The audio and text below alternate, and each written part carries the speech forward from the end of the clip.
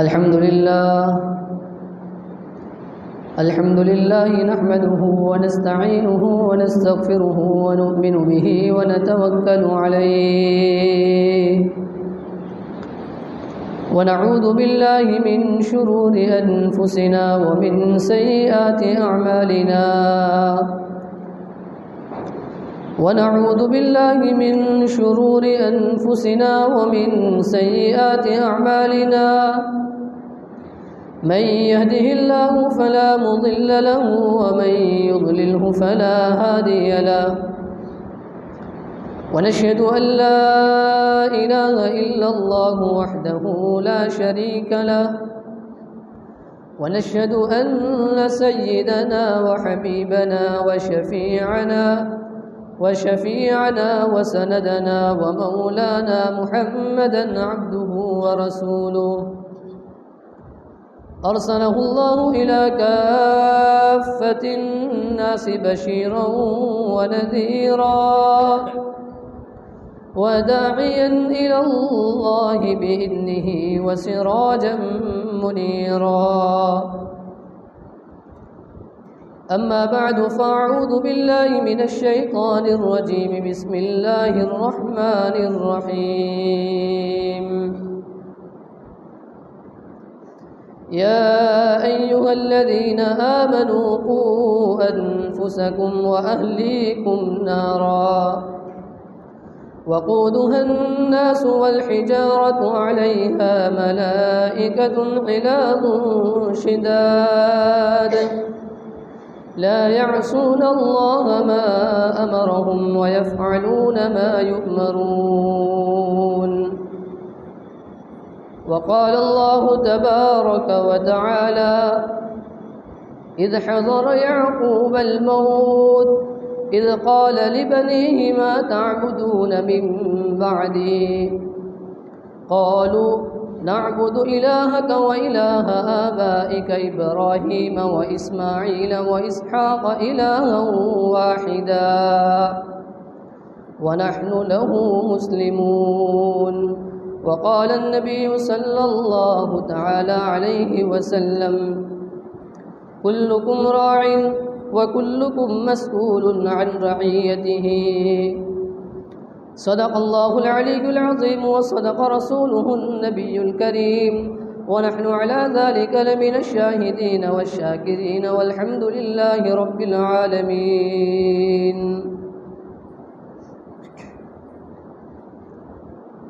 میرے محترم دوستوں اور بزرگوں، میں نے آپ حضرات کے سامنے قرآن کریم کی جو آیت تلاوت فرمائی ہے، ڈاکٹر عبدالحی صاحب عارفی رحمۃ اللہ علیہ وہ فرماتے ہیں کہ یہ جو آیت کریمہ ہے، اس آیت کریمہ میں پروردگار عالم نے اپنے بندوں کو کتنے پیار سے محبت سے خطاب فرمایا ہے۔ جس طریقے سے دنیا میں ایک باپ اپنے بیٹے کو نام لینے کے بجائے جب بیٹا کہہ کر کے پکارتا ہے تو اس بیٹا کہنے میں جو پیار آتا ہے، جو لذت آتی ہے، جو محبت آتی ہے، اور اس بیٹا کہنے کے بعد باپ اپنے بیٹے کو جو کہنا چاہ رہا ہوتا ہے، وہ حقیقت میں باپ کی شفقت ہوتی ہے، محبت ہوتی ہے کہ بیٹا کہہ کر کے اپنے بیٹے کو اس شفقت کی طرف، محبت کی طرف متوجہ کرنا چاہتا ہے کہ میں تجھے کیا کہنا چاہ رہا ہوں۔ تو ڈاکٹر عبدالحی صاحب عارفی رحمۃ اللہ علیہ فرماتے ہیں کہ ہر ایمان والے کا اپنے اللہ سے جو تعلق ہے، اس تعلق کا واسطہ دے کر کے پروردگار عالم اپنے بندوں کو مخاطب فرما رہے ہیں، اور وہ شفقت دکھانا چاہتے ہیں، وہ محبت دکھانا چاہتے ہیں کہ اے میرے بندوں، مجھے تم سے کتنا پیار ہے، مجھے تم سے کتنی محبت ہے۔ اور اس محبت کا واسطہ دے کر، اس شفقت کا واسطہ دے کر کے آگے ارشاد فرماتے ہیں، یا ایھا الذین آمنوا قوا انفسکم واہلیکم نارا، کہ ایمان والو اپنے آپ کو بھی جہنم کی آگ سے بچاؤ اور اپنے گھر والوں کو بھی جہنم کی آگ سے بچاؤ۔ علامہ نووی رحمۃ اللہ علیہ شارح ہے مسلم، انہوں نے اپنی کتاب ریاض الصالحین میں اس آیت کریمہ کا ذکر فرمایا، اور اس آیت کریمہ کی اہمیت کو بتاتے ہوئے مستقل ابواب قائم فرمائے اور مستقل احادیث ذکر فرمائی ہے کہ ہر بڑے کی ذمہ داری ہوتی ہے اپنے ماتحتوں کی، اپنے چھوٹوں کی طرف توجہ دینا، ان کی اصلاح کی فکر کرنا۔ آج دنیا کا ہر بڑا اور ہر عہدے پر رہنے والا اور ہر مقام پر فائز آدمی یوں کہتا ہے، اور گھر کا بڑا یوں کہتا ہے، میں نے اپنے بچوں کی اصلاح کے لیے، میں نے اپنے بچوں کی تعلیم کے لیے، میں نے اپنے بچوں کی تربیت کے لیے ہر اعتبار سے کوشش کی، لیکن بچے میری بات کو نہیں مانتے ہیں۔ مفتی شفیع صاحب رحمۃ اللہ علیہ نے اس آیت کریمہ کی تفسیر میں عجیب بات لکھی۔ مفتی شفیع صاحب رحمۃ اللہ علیہ ارشاد فرماتے ہیں کہ یہ جو آیت کریمہ ہے، اس آیت کریمہ میں پروردگار عالم نے نار کا لفظ استعمال فرمایا، اور نار عربی میں کہا جاتا ہے آگ کو۔ اگر دنیا کا کوئی آدمی تمہارے گھر آ کر کے دروازہ کھٹکھٹائے اور دروازے کو دستک دے کر کے یوں کہیں، اے گھر والوں سنبھل کر کے رہنا، ایک طوفان چلنے والا ہے، ایک آندھی آنے والی ہے، ایک بیماری آنے والی ہے، یا ہمارے محلے میں، تمہارے محلے میں ایک درندہ پھاڑ کھانے والا جانور جنگل سے آ چکا ہے، تم اپنے گھر کے بچوں کو باہر نہ نکالنا، یہ کہہ کر کے وہ چلا جاتا ہے۔ رات کے اندھیرے میں یا دن کے اجالے میں کسی وقت چھوٹا سا بچہ دروازہ آہستہ کھولتا ہے اور آہستہ کھول کر کے محلے میں جاتا ہے، کسی جگہ آگ لگی ہو، کسی جگہ آندھی آنے والی ہو، یا وہ درندہ اس بچے کو پھاڑ کھاتا ہے۔ محلے کا ایک آدمی دیکھ رہا ہے فلانے بچے کو پھاڑ کھایا ہے، وہ فون کے ذریعے سے یا آہستہ کسی ذریعے سے اس کے گھر پہنچتا ہے، اور گھر پہنچ کر کے کہتا ہے میں نے تمہیں سمجھایا تھا اپنا دروازہ نہ کھولنا، تمہارا بچہ مر چکا ہے، اس کو درندے نے پھاڑ کھایا ہے۔ تو باپ اتنے کہنے پر اکتفا نہیں کرتا کہ میں نے میرے بیٹے کو نصیحت کی تھی، میرا بیٹا نہیں مانتا تو میں کیا کروں؟ نہیں، جب اس کے کانوں میں یہ آواز پہنچتی ہے وہ رات نہیں سوتا، میں جاگنا گوارا کرتا ہوں، لیکن میرا بچہ باہر نہ نکل جائے، وہ دن کے اجالے میں بیمار ہوگا، وہ دروازے کو تالا لگائے گا، وہ دن بھر پہرا دے گا، رات بھر پہرا دے گا، اگر کسی طریقے سے بچہ نکل بھی گیا دوڑا ہوا جاتا ہے، اپنی جان دینا گوارا کرتا ہے، اپنے بچوں کو خطرے میں ڈالنا گوارا نہیں کرتا۔ مفتی شفیع صاحب رحمۃ اللہ علیہ فرماتے ہیں کہ جس طریقے سے دنیا کے انسانوں کا یہ حال ہے، دنیا کے بڑوں کا یہ حال ہے، دنیا کے ماں باپوں کا یہ حال ہے، وہ اپنے بچے کی زندگی کو خطرے میں ڈالنا نہیں چاہتے، اگر خطرہ سامنے ہوگا وہ آگے آ جائیں گے۔ کیا جس طریقے سے دنیاوی زندگی کے لیے یہ فکر کی ہے ماں باپ نے، اس طرح آخرت کی فکر کی ہے؟ نبی کریم صلی اللہ علیہ وسلم نے تو یہاں تک ارشاد فرمایا، انا بحجزکم النار، میں اپنے امت کے گرے بانوں کو پکڑ کر کے، ان کے کرتوں کو پکڑ کر جہنم کی آگ سے بچانے کی کوشش کر رہا ہوں، اور یہ امت کا نوجوان اور یہ امت کا بچہ جہنم کی آگ کی طرف کھینچا چلا جا رہا ہے۔ ماں باپ نے اس طرح فکر نہیں کی جس طرح دنیا کی آگ سے، دنیا کے اس درندے سے بچانے کی اپنے بچوں کو فکر کی ہے۔ ماں باپ نے اپنے بچوں کو سب کچھ دیا، دنیا ہر اعتبار سے دی، نوکریاں اچھے سے اچھی دلائی۔ مفتی شفیع صاحب رحمۃ اللہ علیہ نے عجیب مثال دے کر کے سمجھایا۔ مفتی صاحب رحمۃ اللہ علیہ فرماتے ہیں، دنیا کے ایک مالدار کے گھرانہ پر میرا جانا ہوا، میں نے پوچھا تمہارے بچوں سے ملاقات کراؤ، تمہارے بچے کہاں ہیں؟ بچوں کو لایا گیا، باپ تعریفیں کرنے لگا، میرا بچہ تو ایسا ہے، میرا بچہ انگریزی اچھی طرح جانتا ہے، دنیا کے اس مقام پر میں نے اس کو اچھی ڈگری دلائی ہے۔ مفتی شفیع صاحب رحمۃ اللہ علیہ کے سامنے پھر وہ کہنے لگا، مفتی صاحب میرے بچے میں ایک ہی کمی ہے۔ کیا کمی ہے؟ وہ تھوڑا سا بے دین ہو گیا ہے۔ مفتی شفیع صاحب رحمۃ اللہ علیہ فرمانے لگے یہ جو تم کہہ رہے ہو تھوڑا سا بے دن ہو گیا، یوں سمجھو کہ پورا دن سے ہی نکل گیا، تمہاری زندگی میں دن کی قدر ہی باقی نہیں رہی۔ اسی لیے مفتی شفیع صاحب رحمۃ اللہ علیہ نے پھر مثال دے کر کے سمجھایا۔ مفتی شفیع صاحب رحمۃ اللہ علیہ لکھتے ہیں ایک آدمی کے گھر جنازہ پڑا ہوا ہے، ایک آدمی کا انتقال ہو چکا، گھر والے رونے لگے، کہا کیا بات ہے، کہا یہ بولتا کیوں نہیں ہے، یہ ہاتھ کیوں نہیں ہلاتا، یہ پیر سے چلتا کیوں نہیں ہے، ڈاکٹروں کو بلاؤ۔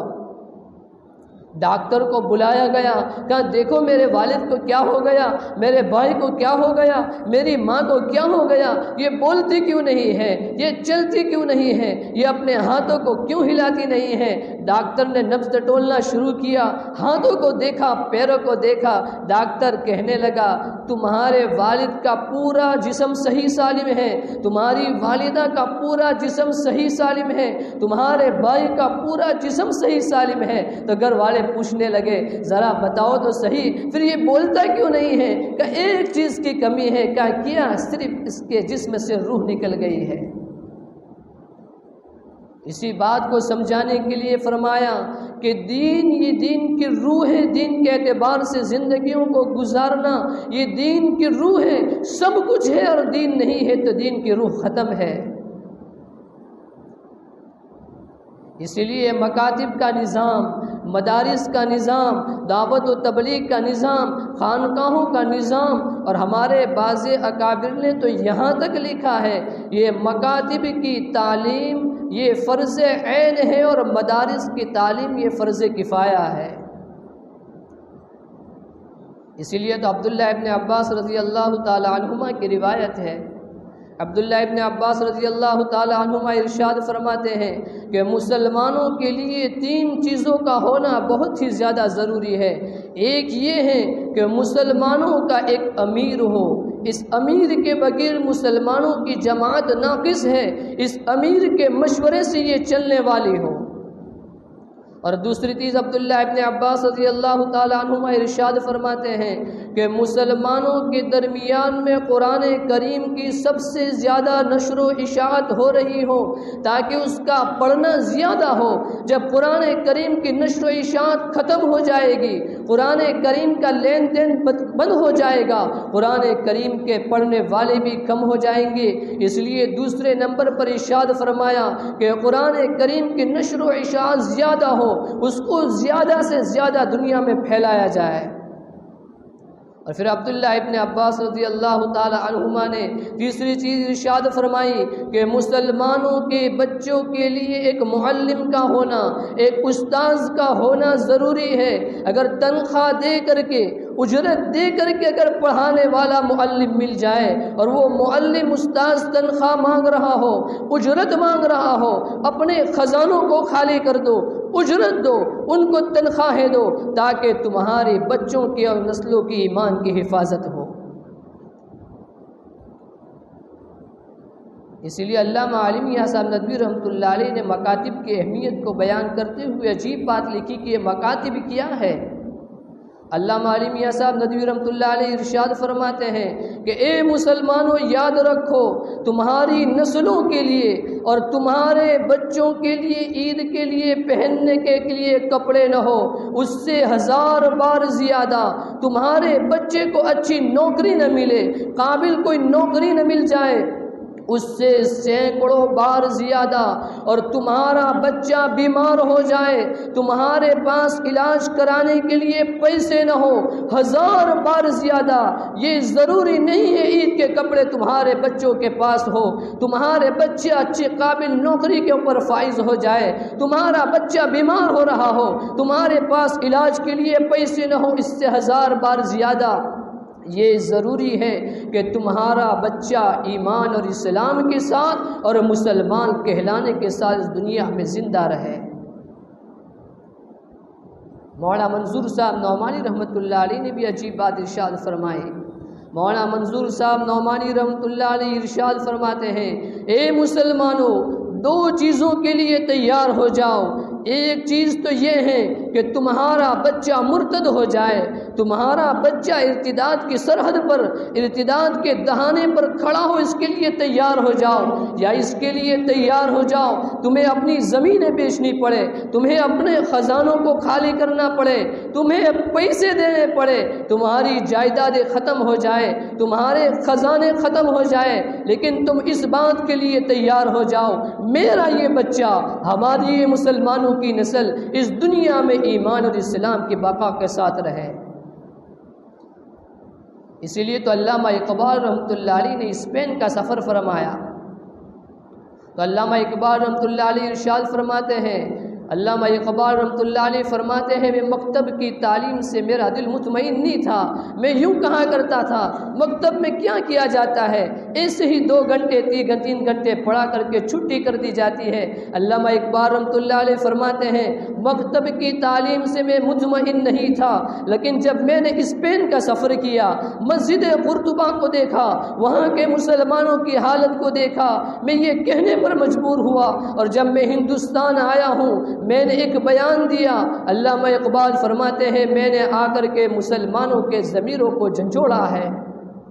اور میں نے آ کر کے کہا اے مسلمانوں، میں نے مسجد قرطبہ کو دیکھا ہے، وہاں کے مسلمانوں کی ایمان اور اسلام کو دیکھا ہے، وہاں ایمان باقی نہیں ہے، وہاں مسجد قرطبہ میں مسلمان نماز کے لیے نہیں آ سکتے، وہاں ایمان اور اسلام کی بقا کے لیے مسلمان کچھ کر نہیں سکتے، میں وہ حال دیکھ کر کے آیا ہوں، اے مسلمانوں یہاں ہندوستان میں مکاتب کو قائم کرو، اور مکاتب جس حال میں چل رہے ہیں اس حال میں چلنے دو، ان کے بچوں کی ایمان کی نسلوں کی حفاظت کی طرف توجہ دو۔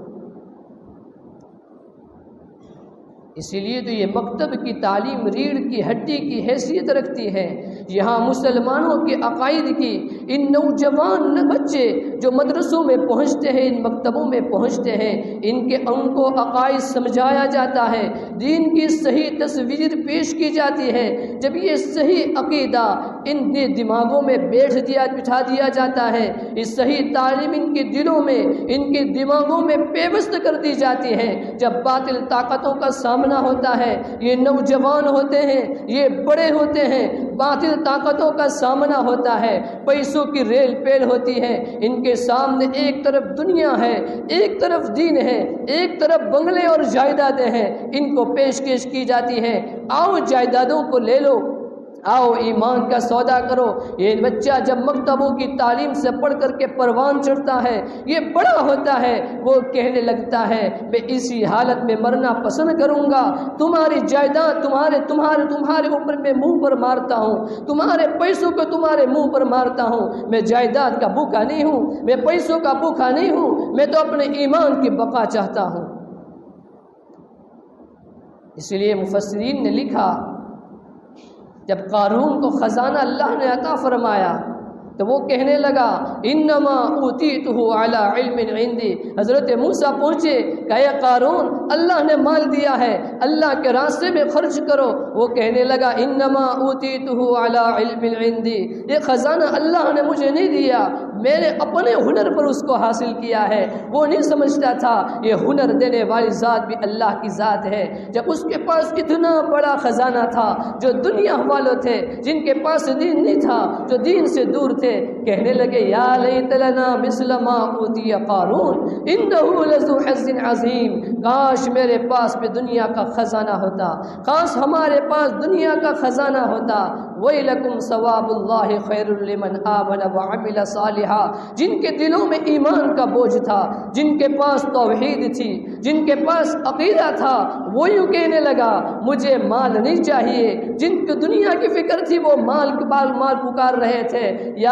لیت لنا مثل ما اوتی قارون، کاش یہ قارون کا خزانہ ہمیں مل جاتا۔ ایمان والے، توحید والے، عقیدے والے، دین والے یوں کہہ رہے ہیں وَإِلَكُمْ ثواب اللہ خیر لمن آمن وعمل صالحا، اللہ نے جو ایمان کی دولت دی ہے، جو عقیدہ دیا ہے، جو توحید دی ہے، یہ ہمارے لیے سب کچھ ہے۔ اسی لیے علامہ علی میاں صاحب نوری رحمۃ اللہ علیہ نے ایک موقع پر ارشاد فرمایا اے مسلمانوں، ایک لطیفہ بھی علامہ عالمی آثار ندوی رحمۃ اللہ علیہ ارشاد فرماتے ہیں، علامہ عالمی آثار ندوی رحمۃ اللہ علیہ لکھتے ہیں ایک آدمی کو دیکھا گیا اپنے گھر کے باہر کسی چیز کو تلاش کر رہا ہے۔ وہ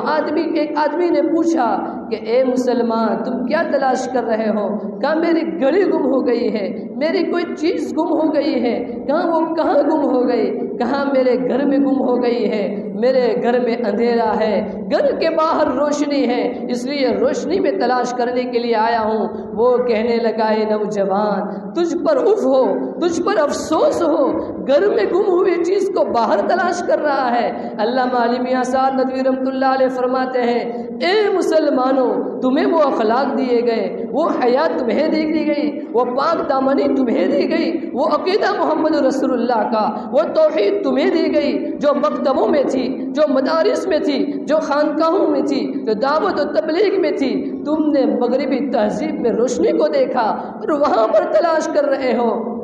گھر میں گم ہوئی چیز کو باہر تلاش کر رہے ہو۔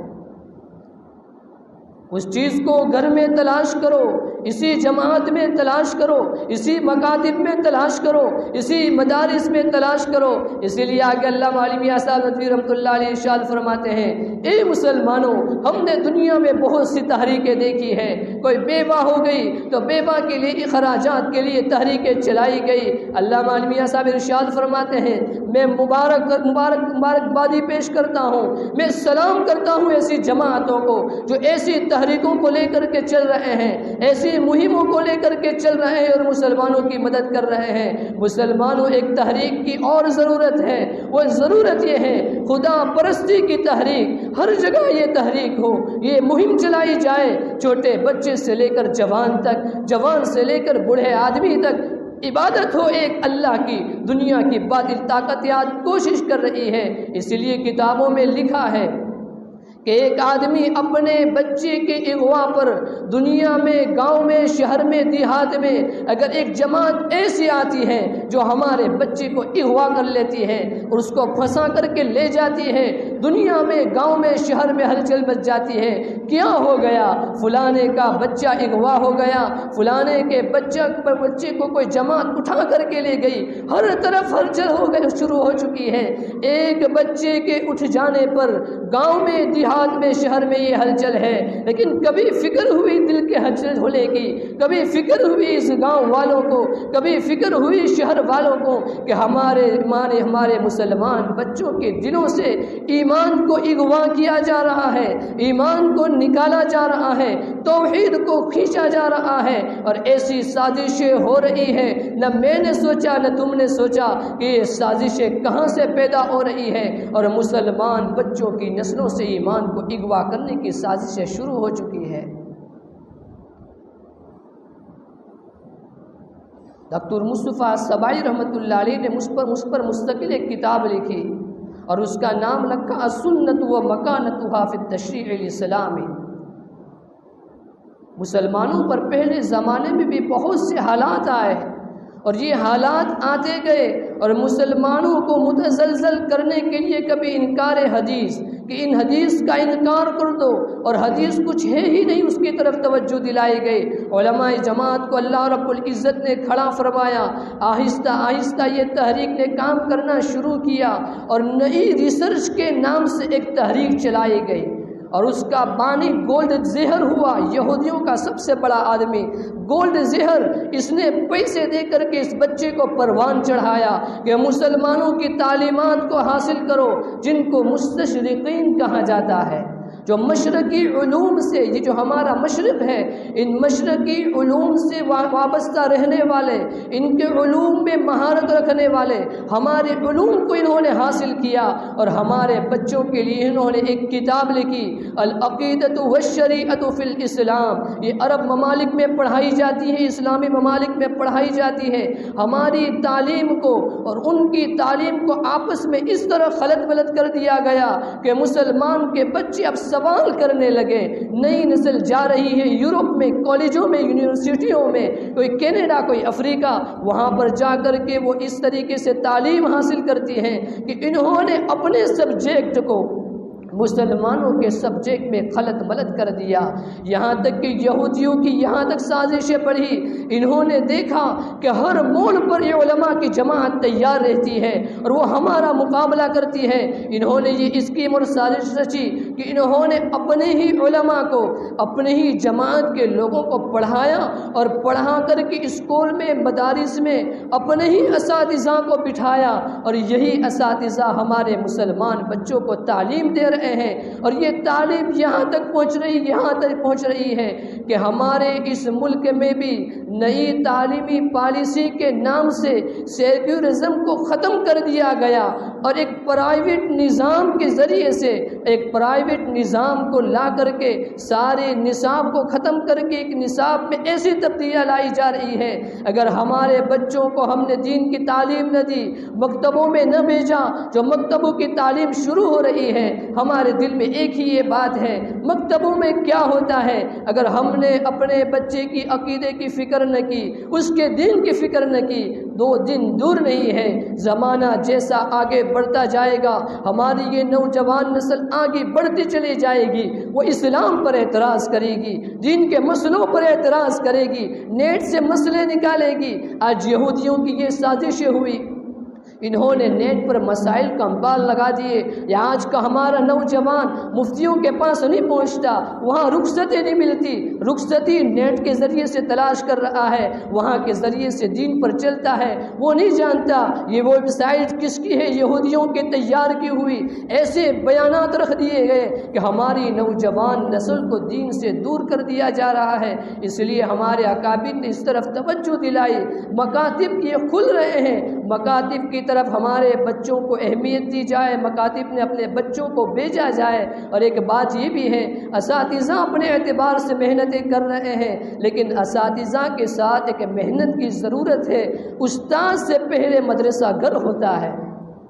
استاد دوسرے نمبر پر ہے، استاد سے پہلے گھر یہ مدرسہ ہے، ماں باپ کا، ماں باپ یہ استاد سب سے پہلے ہے۔ اگر ماں باپ نے اس طرف توجہ نہیں دی، ہم نے اچھے سے اچھے موبائل اپنے بچوں کے ہاتھوں میں دے دیے اور ایسی کالجوں میں بھیج دیا جہاں مخلوط تعلیم ہو، ہماری بچیاں دین دور نہیں ہے، ایمان سے ہاتھ دھو بیٹھے گی۔ آخر میں دعا ہے اللہ رب العزت ہماری نئی نسلوں کی ایمان کی حفاظت فرمائے، ہماری ایمان کی حفاظت فرمائے اور ہمیں دین کی طرف توجہ کرنے والا بنائے۔ آمین۔ وآخر دعوانا الحمدللہ رب